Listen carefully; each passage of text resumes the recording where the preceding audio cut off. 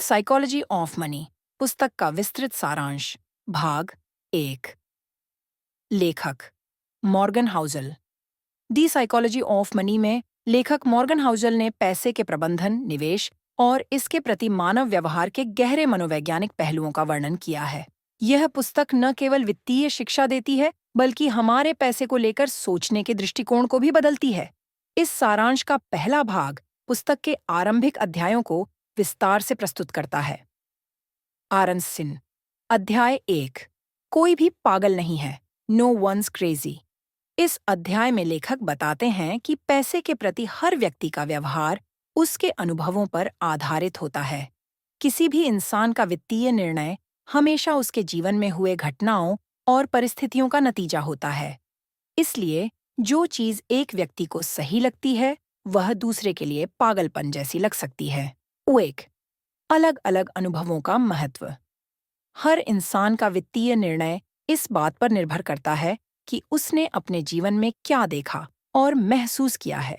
एक व्यक्ति जिसने 1980 के दशक में अमेरिका में उच्च महंगाई देखी हो, वह महंगाई के प्रति अधिक सतर्क होगा। वहीं एक व्यक्ति जिसने तकनीकी बुलबुले का अनुभव किया हो, वह टेक्नोलॉजी स्टॉक्स में निवेश करते समय अधिक सतर्क रहेगा। 2। तर्क और भावनाओं का मिश्रण। वित्तीय निर्णय हमेशा तर्क पर आधारित नहीं होते। पैसे के मामले में डर, लालच और आत्मविश्वास जैसे भावनात्मक पहलुओं का भी बड़ा योगदान होता है। 3।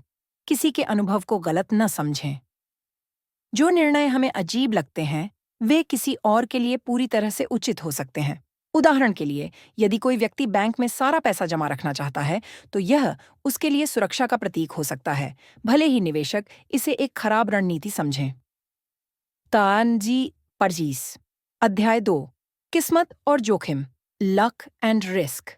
यह अध्याय बताता है कि सफलता में भाग्य और जोखिम दोनों का बराबर योगदान होता है। लेखक इस बात पर जोर देते हैं कि किसी की सफलता को पूरी तरह से उसकी मेहनत या किसी की असफलता को उसकी गलती नहीं माना जा सकता।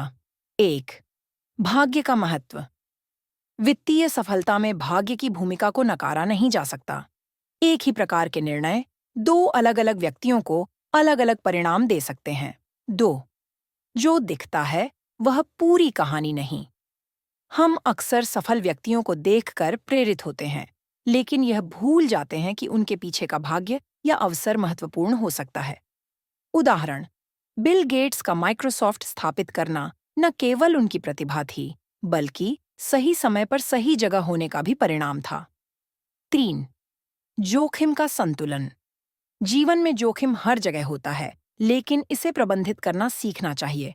जो व्यक्ति असफल होता है, उसने भी उतनी ही मेहनत की होगी जितना कोई सफल व्यक्ति। फर्क केवल परिस्थितियों का हो सकता है। 4। विनम्रता और सहानुभूति। सफलता पर घमंड करने के बजाय विनम्रता रखना चाहिए। असफल लोगों के प्रति सहानुभूति होनी चाहिए, क्योंकि उनकी असफलता में उनके नियंत्रण से बाहर के कारण भी हो सकते हैं। आनंदार्जर। अध्याय 3। कभी पर्याप्त नहीं, नेवर इनफ। इस अध्याय में लेखक बताते हैं कि लालच कैसे हमारी वित्तीय यात्रा को बर्बाद कर सकता है। एक निश्चित सीमा तक संतोष करना सीखना बहुत जरूरी है। 1। लालच का दुष्प्रभाव। लालच में लोग अक्सर वह सब खो देते हैं जो उनके पास पहले से होता है। पैसे के प्रति असंतोष का मतलब है कि आप हमेशा अधिक चाहते हैं और जो आपके पास है उसकी कद्र नहीं करते। 2। काफी का महत्व। यह जानना जरूरी है कि आपके लिए काफी क्या है। ज्यादा पाने की चाहत हमें गलत फैसले लेने पर मजबूर करती है। 3। दूसरों से तुलना। लोग अक्सर अपनी संपत्ति और सफलता की तुलना दूसरों से करते हैं। यह आदत न केवल संतोष छीनती है, बल्कि वित्तीय निर्णयों को भी प्रभावित करती है। लेखक का कहना है कि हमें अपनी प्राथमिकताओं और जरूरतों के हिसाब से पैसा खर्च और बचाना चाहिए। 4। अंतिम लक्ष्य। पैसे का असली उद्देश्य आपको खुशी और संतोष देना है। यदि पैसे के पीछे भागते भागते आप अपनी खुशी खो देते हैं, तो इसका कोई फायदा नहीं। अध्याय 4। समय का जादू, कंफाउंडिंग कंपाउंडिंग। यह अध्याय चक्रवृद्धि ब्याज, कंपाउंड इंटरेस्ट की शक्ति को समझाने पर केंद्रित है। यह दिखाता है कि समय के साथ निवेश की गई छोटी राशि भी कितनी बड़ी संपत्ति में बदल सकती है। 1. चक्रवृद्धि ब्याज का महत्व। चक्रवृद्धि ब्याज का प्रभाव समय के साथ बढ़ता है। उदाहरण, यदि आप 20 साल की उम्र से हर महीने 1,000 रुपये निवेश करते हैं और इसे 40 साल तक करते हैं, तो ये छोटी राशि भी करोड़ों में बदल सकती है। 2.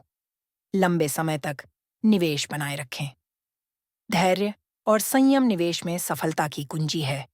लोग अक्सर जल्दी मुनाफा कमाने की चाहत में निवेश से बाहर हो जाते हैं, जिससे वे चक्रवृद्धि ब्याज का असली लाभ नहीं उठा पाते।